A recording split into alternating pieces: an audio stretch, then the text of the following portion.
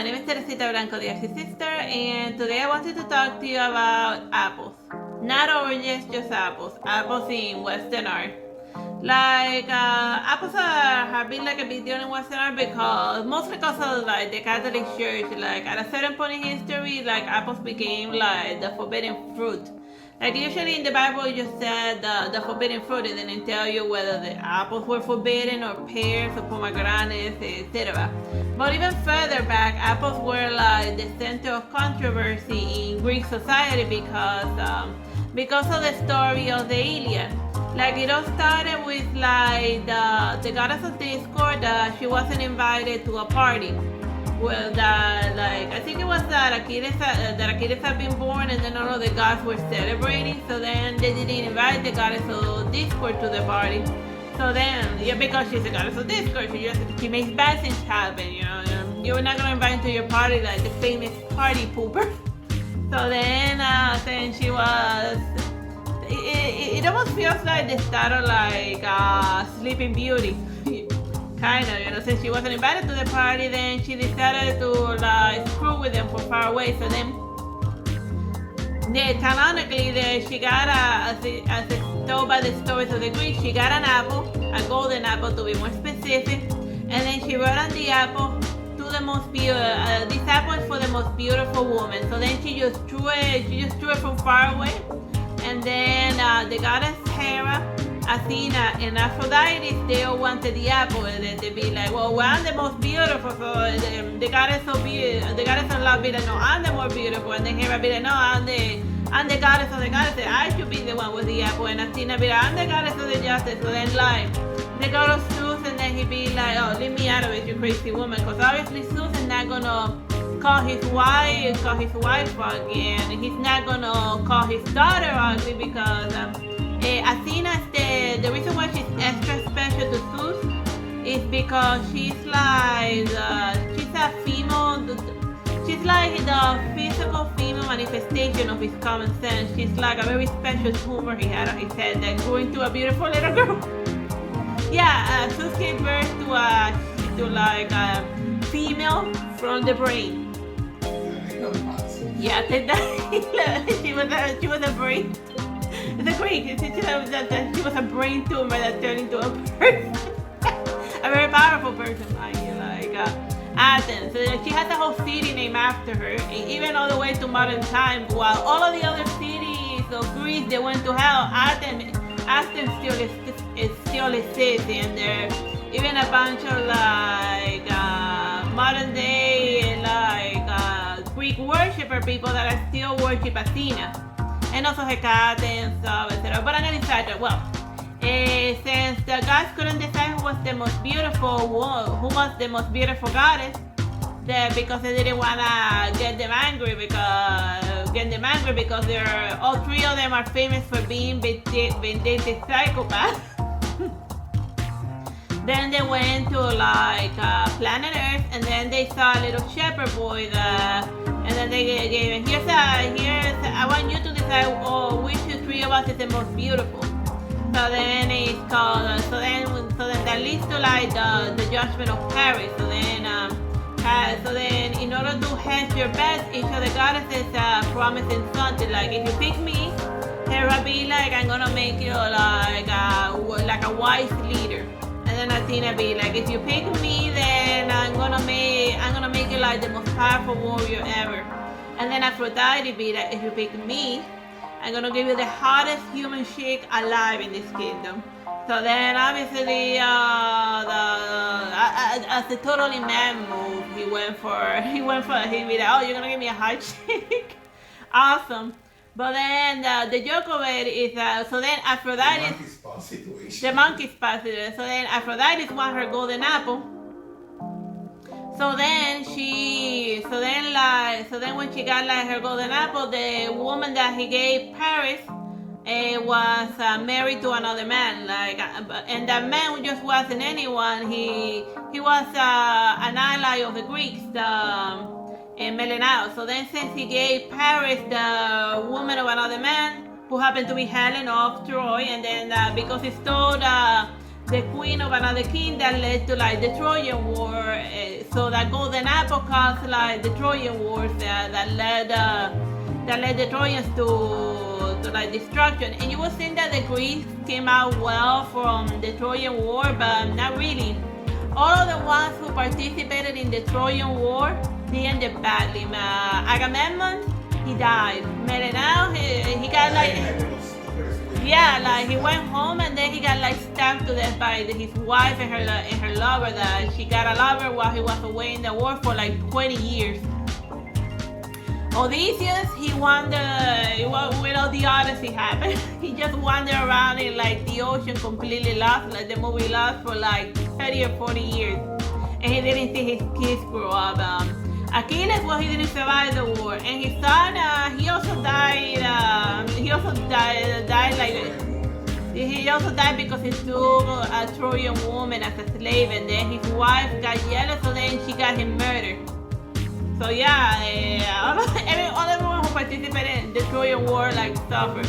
And it's also a sad effect of the curse of the apple of discord that brings misfortune to anyone, to its general vicinity. And then after the Trojan War, Aeneas, who was Trojan, he fathered the Romans, who then came to beat up the Greeks. And then the Romans took over, but then they got in a fight with the barbarians, and then the Crusades, and then the barbarians won, and then the Catholics won, and then the Crusades happened, and then you will see, and then because nobody invited the goddess of discord, there has been a lot of fighting going on in Europe, just war after war after war after war. Like if you look at European history, like from very up close, you see that like right now in the modern day modern history in general, like for like the last 2,000 years, they can't like go like a decade without getting involved in something, in a one fight or another. And it all takes root on the apple of discord because they didn't invite the goddess of discord to the party. Oh yeah, your computer's running low on battery. You need to get the battery. It's always something.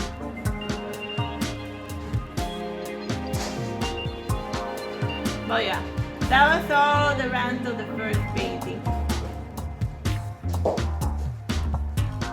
So yeah, so then afterwards we arrived to like the medieval times, and like apples were just like any regular fruit and stuff. It wasn't like since it was no longer related to the Greeks, it wasn't like a big deal or whatever, you know.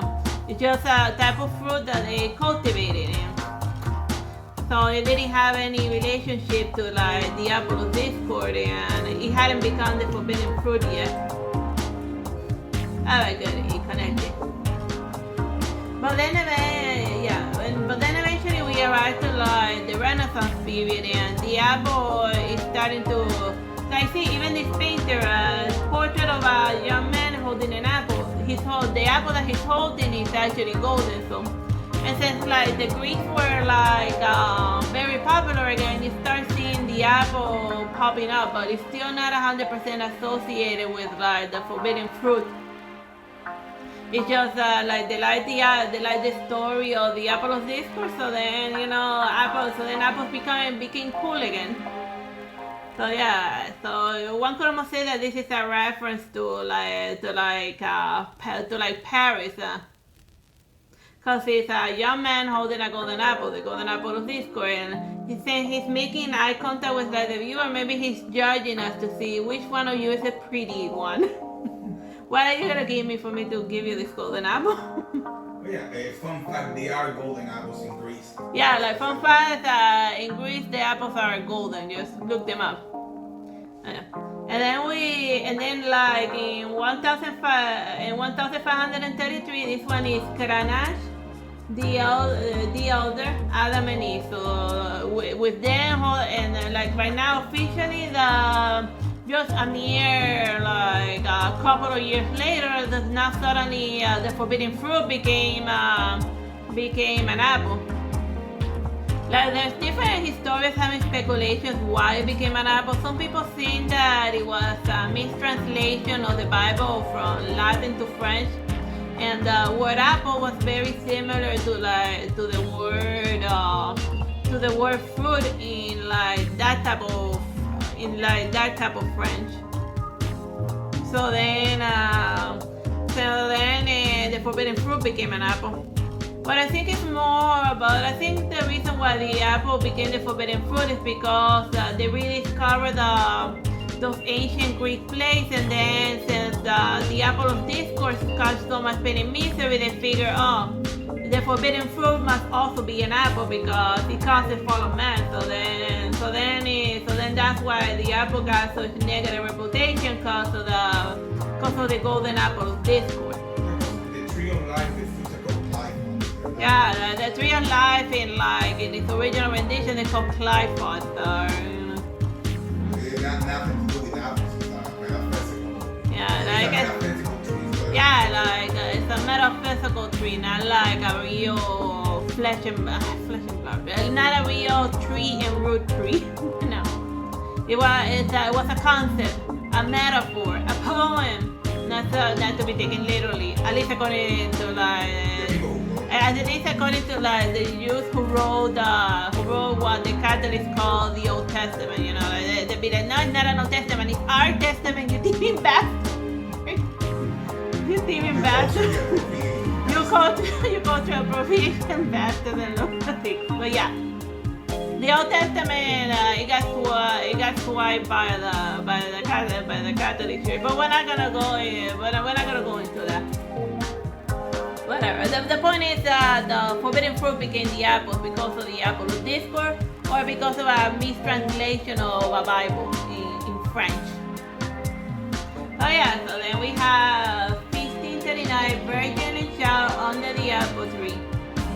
So then it's the Virgin Mary, and then this baby Jesus holding an apple. But while the fall of man, while Adam and Eve holding an apple means the fall of man, baby Jesus holding the apple, what it means is that mankind is gonna be redeemed through him. So then he's gonna, because the tree of life, it had two types of apple. It had the fruit of not, or was it two trees? It's supposed to be two trees, but explain that to the people who teach the Bible in Bible school. Yeah, it's not like originally it was two trees. One was the tree of knowledge, and the other one the tree of life. So then it's the Clive Pot, and the other is called the evil Clive Pot. Yeah, they could have eaten from either tree, but they chose the knowledge over life, and that's why we're smart. We dropped that, but even being smart these days is questionable.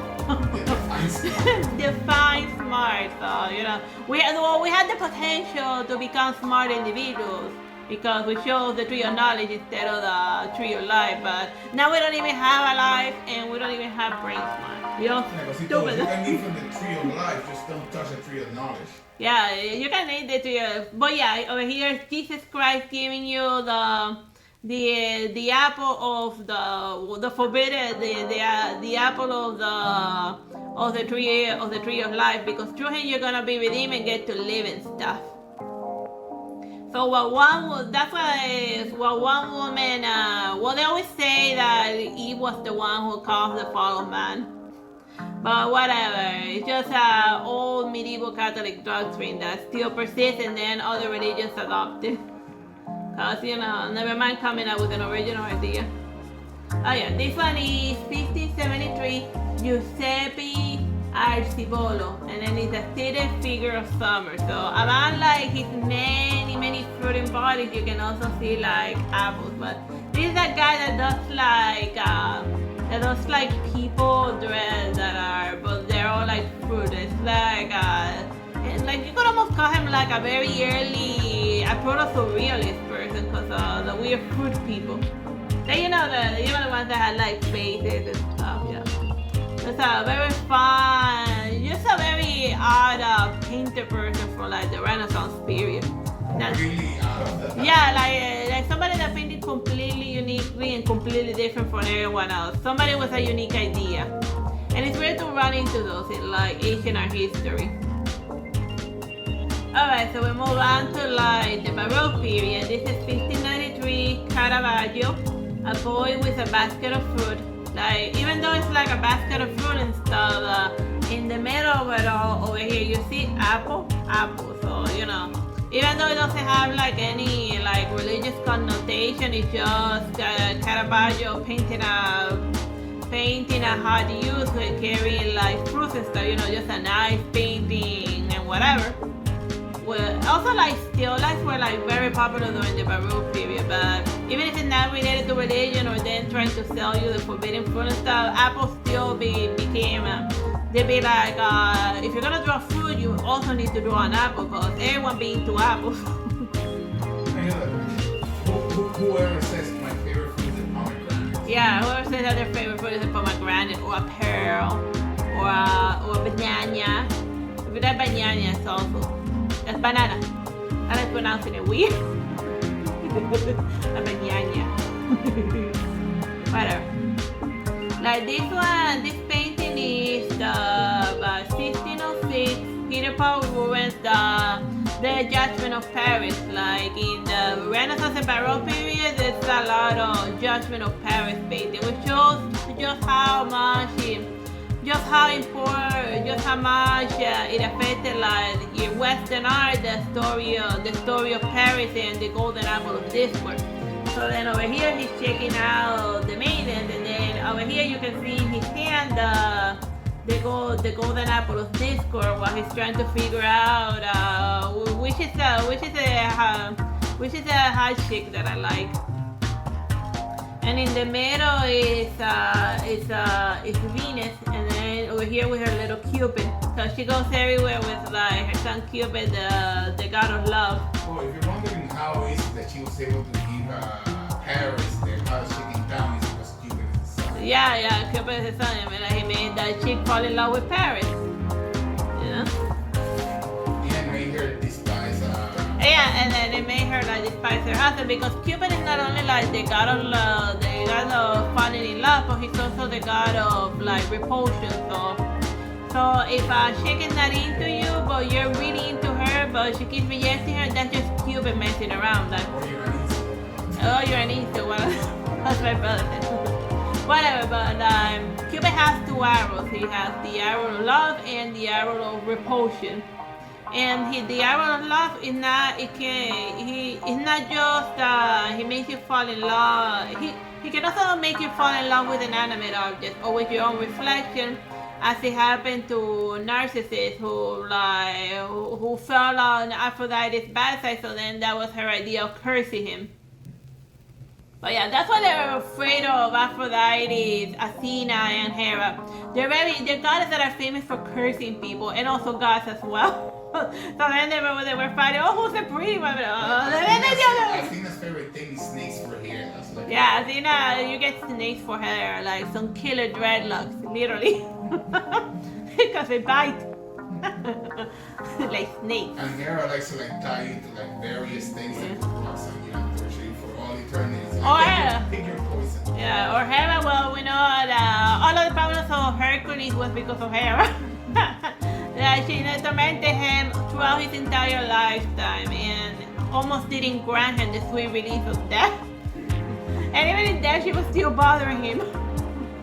And he got to the point where he pulled his own eyes out. Yeah, he ended up plugging his eyes out because he just couldn't stand all of the torment that Hera was giving him for like being unfortunate enough to be his son. But that's the golden apple in a nutshell. It brings chaos and destruction to everywhere it goes. And then here's a still life with lots of various fruits, and then over there you also see like the little apples. Because you're not gonna have a still life with fruit if you're not gonna include the apple in the mix. And over here we have once again Adam and Eve, 1628, Peter Paul Rubens, and like it's funny how I had to censor those paintings because like you do, so then I just grabbed like pieces of the painting and then I made little bush skirts.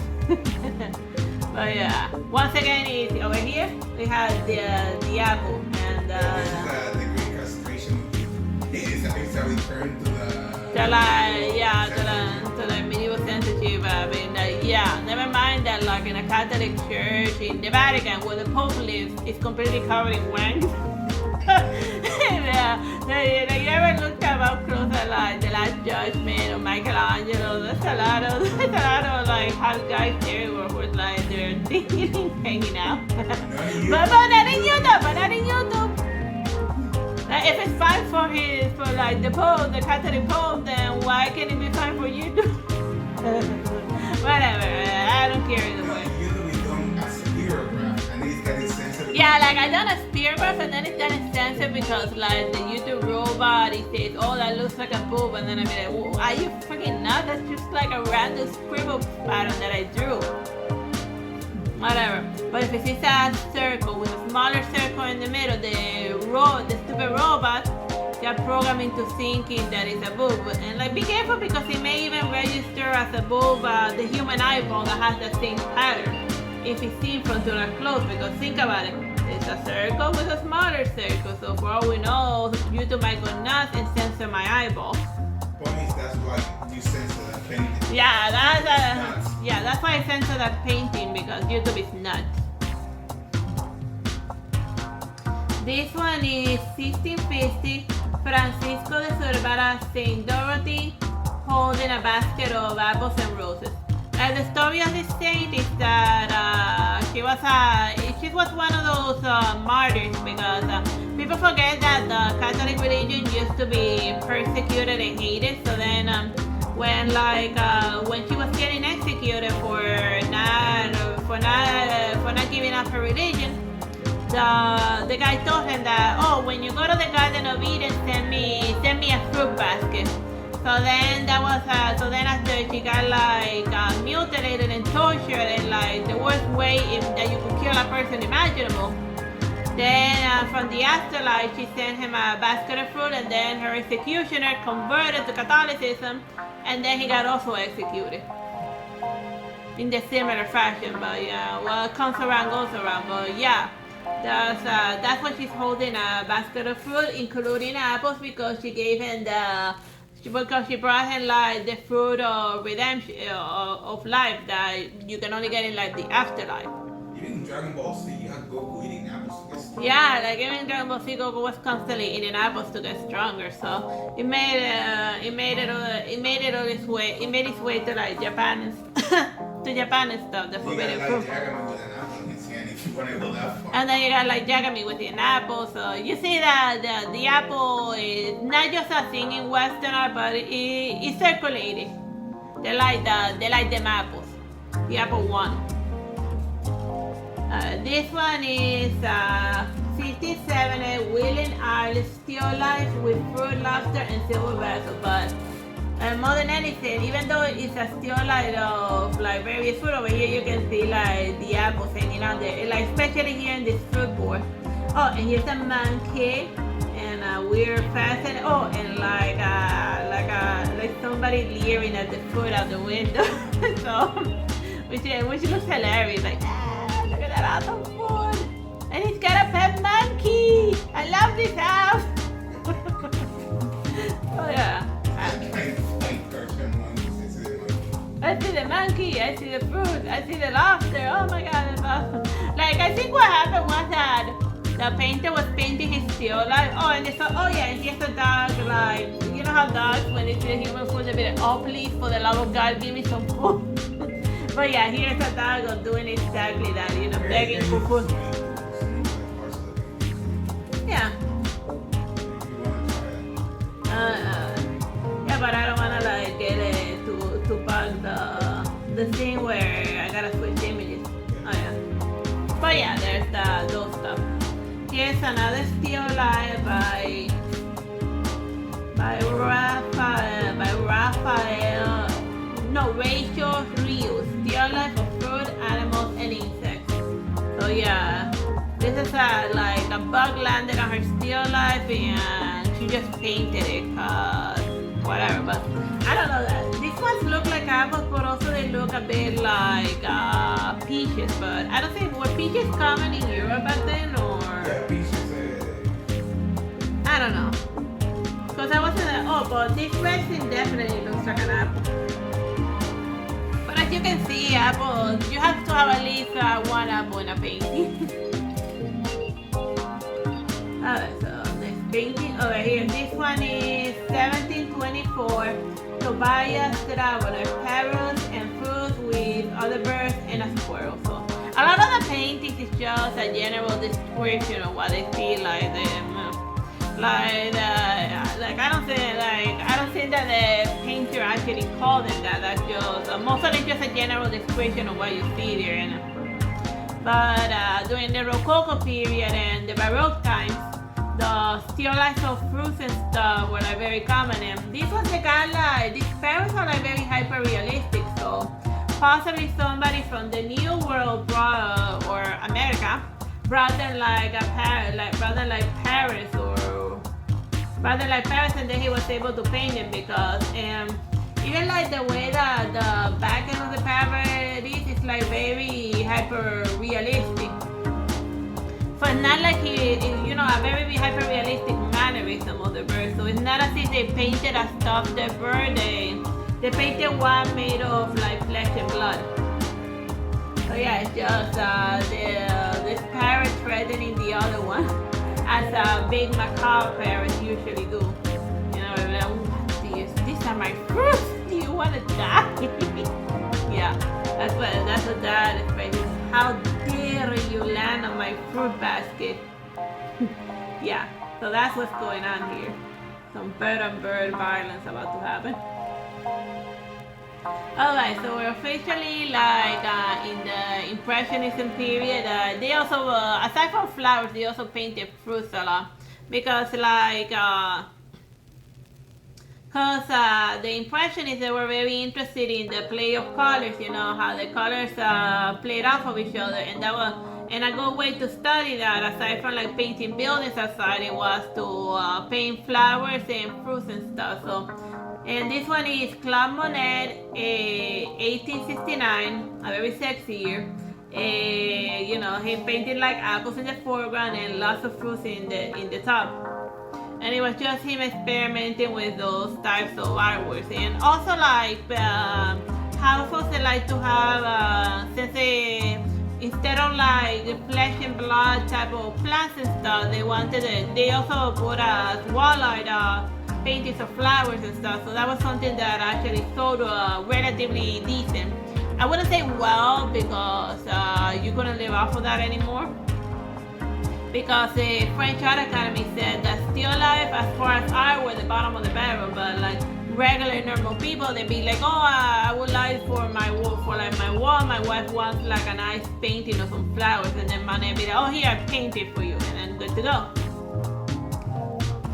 This one is 1871 Gustave Courbet, a steel Corvette. He has the name of a car, but yeah, but he just dirt poor because he was like a he painted realism, which was not just about painting. It was about painting the raw reality of things, you know, and you know about the plight of the proletarian and all that nonsense that was becoming fashionable during that time. It was a fad that ended in a bloodbath, as with most fads. Most fads end badly. So yeah, like he painted one pearl and a bunch of apples in the foreground, cause you know, like apples like they started being like a lot of like they were kind of popular they were like popular in the Renaissance period. Then they faded off a bit during the Rococo period, but then during the Impressionism, like the 1850s, from then on, they just became uber popular. Everyone be crazy about apples. This one is Van Gogh's A Still Life of Basket, A Still Life of Apples, 1877. So, but yeah, golden apples. Why? Because you know that Van Gogh likes to paint everything yellow. Like you could almost say like just try to like count how many paintings are actually yellow in of all of the works of Van Gogh. Or I guess maybe yellow was just a cheap pigment. But yeah, there we have aside from having a bunch of yellow sunflowers, he also painted a bunch of yellow golden apples. 1887. This one is Camille Pissarro, apple picking at Egery. It's a weird name. It's a French place. So yeah, and so here we had like the apple tree and like the like the peasants picking up apples, you know, simple apple picking, you know. But yeah, and light, nice, bright colors. You know, I like Impressionists because they like nice, bright colors. But they're not picking oranges. You know, he makes certain that those weird little scribble travel stuff for you to know that no, they're not picking oranges. They're not picking pearls. They are picking apples. Apples. So you know, that's going way out of your way to make certain that apples be king. This one is 1889, puffed shot, still like with apples, and a pearl, and also a ceramic portrait. Because here's the painter puffed shot in the form of a weird mug, and there's also like in the physical world, there's also a mug that has his face. He just was fiddling around with like ceramic, and then he just made his drinking mug. He also put his face on it. A face mug, a mug shot. And then he also painted a stiola with that. But it says that there's a pearl there, but here thrown off to the side. No, you don't get to be in the fruit basket. In the center for you had the apple, but and then a pearl to the side, cause you need a little bit of green to do the complementary color scheme with the red of the apples. But I guess you can see why they were fascinated by apples, because apples have a wide range of like, and also gradient. It's a good way to study gradient colors, because when they're not 100% like red, and then they have like some greens and some yellows and some red, you know, like a nice mixture. It's like a good thing to like paint if you want to like study how colors work in relationship to each other. This one is 1890 Pierre Renoir pearls and apples, but mostly apples. Yes, 2 pearls, and here are the apples.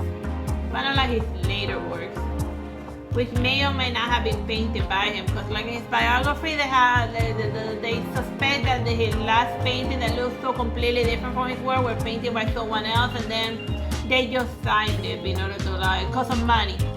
But whatever, you know. Cause I think Pierre Renoir suffered like a stroke, and then he wasn't able to paint that much because he like paralyzed one of his hands. So then they would just like according to legend that they would like tie the paintbrush to his hand, and then he would paint like that. But other people just suspect that it was somebody else. But it's a rumor. Nobody can prove anything one way or another. This one is 1893, Mary Cassatt, Baby Reaching for Apple. This one is 1897, Alphonse Mucha, and over here, Deco. Yeah, apples once again. Over here you see like pearls, apples and pearls, and also grapes. But obviously apples. This one is 1897, William Adolphe Bouguereau.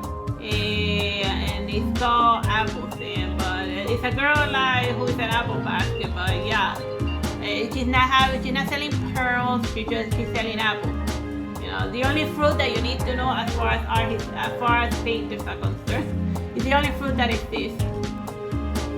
This one is 1898 William Beard, the begging for apples. So it's a painting of like you know, one of those weird fables of like a monkey begging for apples from some weird demon looking bears. They look a little nightmare fuel. Let me zoom it in a little more so you can like see. It's nuts. This one is in 1912. We're already like in the 20th century. Gustav Klimt, an apple tree. Not any other type of tree, just an apple tree. Not oranges, not pearls, just apples. And you see, if I zoom in, you can see like the nice apples and stuff.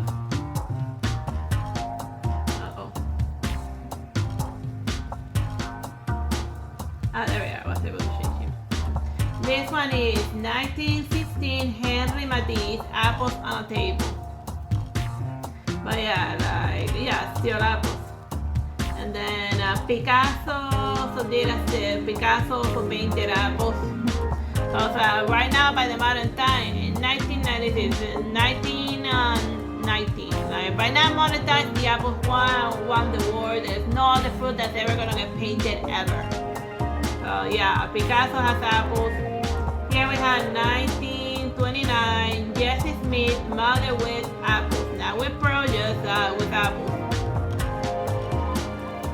This one is René Magritte, 1964.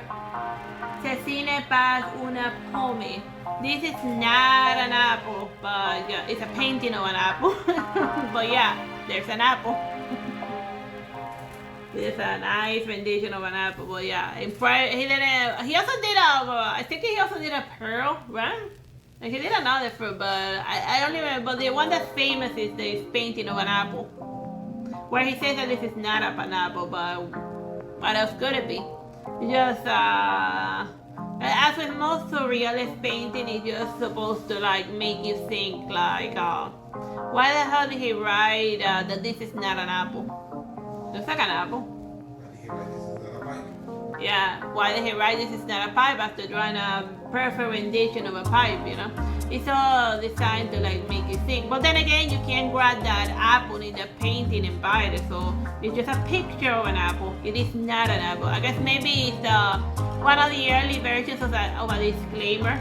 This may look very hyper realistic, but do not eat my painting. You will get lead poisoning. Yeah, maybe it's the original version of like there is no spoon. Maybe it's your mind that needs to bend. So you know there is no apple. You gotta realize that it is you who is the apple. Something like that. This one is 1973 Botero fruit basket. So it's funny that he made Gigantamax, that not only the basket but also like the fruits. Yeah, he made the fruit fat. Yeah. That's funny. We got the pearls and the fat little apples. Hilarious. I would like to include a Botero in all of like, my painting reviews and stuff because I like his style. I like his 1973 his fat apple. And this is 1987 Andy Warhol apple. And not just any apple, it's the Apple Macintosh. The logo, like remember the Macintosh? My school was full of Macintosh, and then I kept thinking, how do I right click? That was the thing that most annoyed me about the Macintosh computers in my school. I'd be like, well, how do I right click? How do I drag this along? I can't right click with it. Why isn't it right clicking? Yeah, that was the thing that the Macintosh didn't do instead of like my Windows 97. It didn't right click, and that used to drive me nuts. Yeah, but that's basically the. But honestly, nobody told me that. I'd rather be that you just hold it and move it a little bit, but nobody told me about that. You just expected me to figure it out, kind of stuff, or banging my head against it. But yeah, that's the last. Apple painting that I wanted to show you. Like that, apples became such a big thing that it became like a computer company, and now apples be everywhere. With like a little bite. So we went from like the golden apple of Discord all the way to like the Apple Macintosh. Hashtag not sponsored. But if you don't want to put like ads on this video selling your Apple computer, then yeah, we could synergize well. But yeah, whatever. I hope you have fun with me telling you about the history of apples, not the apples, the fruit, and not Apple the company in the work of art. Bye bye and God bless. Alright, stop right.